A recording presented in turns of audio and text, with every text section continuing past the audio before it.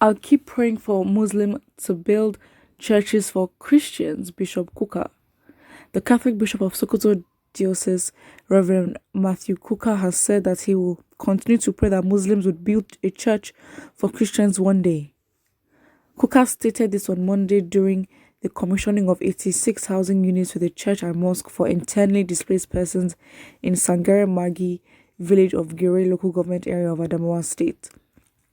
Daily Nigerian reports that both Muslims and Christians benefited from the house built by Most Reverend Stephen Dami Mabza, Catholic Bishop of Yola Diocese. Kuka said the significance of building the housing estate and the mosque should not be lost. Nigerians should learn to practice the religion of tolerance and love for their neighbors. It is important that Christians and Muslims appreciate what the Diocese of Yola has done, Kuka said. The renowned cleric charged the governor of the state, Amadu Finitri, to impress other northern governors with the need for synergy between government and religious leaders to promote love and peace in the region and country. In his remark, Finitri commended the laudable initiative and commitment of Mamza to serving humanity and promoting religious tolerance in the state. We are gathered to celebrate one of the outstanding humanitarian efforts in the history of care and support as a nation. We are happy to be part of this effort to resettle our brothers and sisters that were displaced by insurgency in 2014. So from 2014 till now, they haven't gotten their feet together. Because again, it's this job of the government. If there are no jobs, no proper schools, how are you planning to bring them back into society so their whole lives they will remain IDPs? Is that what they're trying to say?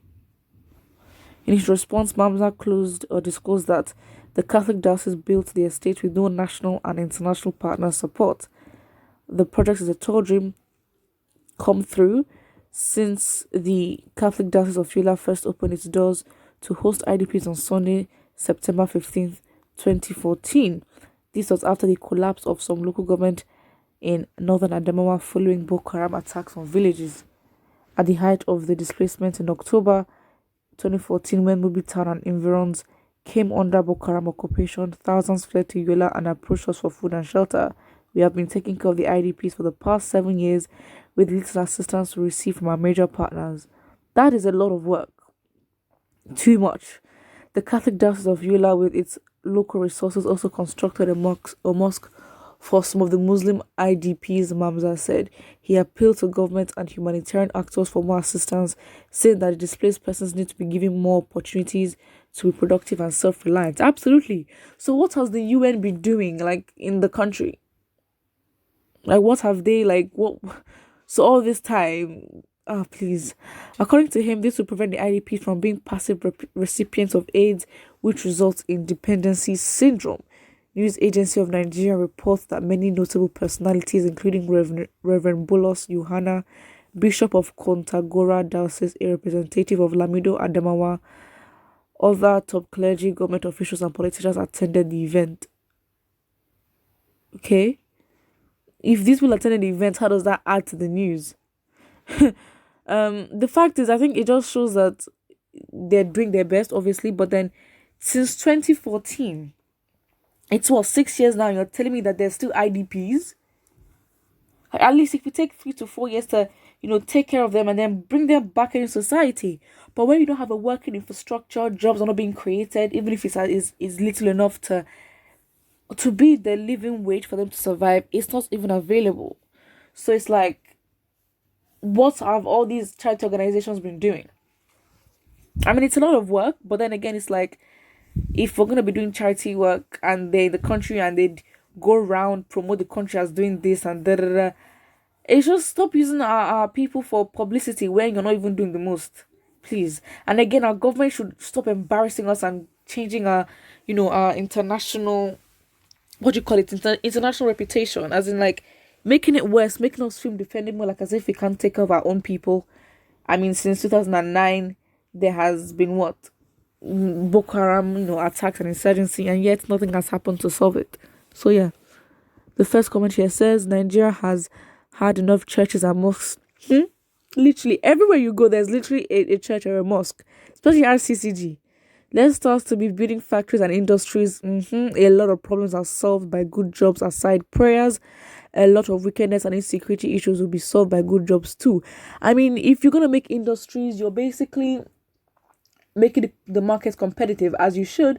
But then if you have, people like organizations like Dangote that would literally want to be a monopoly and request for the government to stop, any other person trying to enter into the market, doesn't make sense. It doesn't make sense. So again, it's like, if you want to be industrialized, Dangote and partners or whoever connections he has have to, be fair and enforce fairness and equity where anybody can enter an industry if they want to and see if they can survive.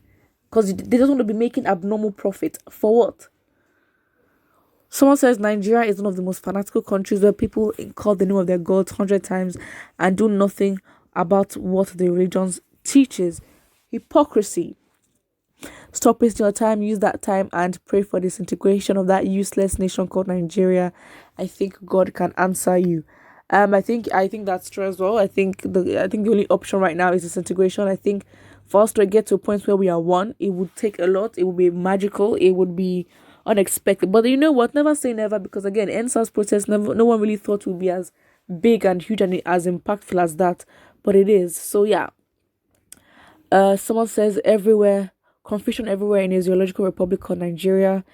God Almighty has turned his back for Nigeria and sure Nigeria would never have survived it.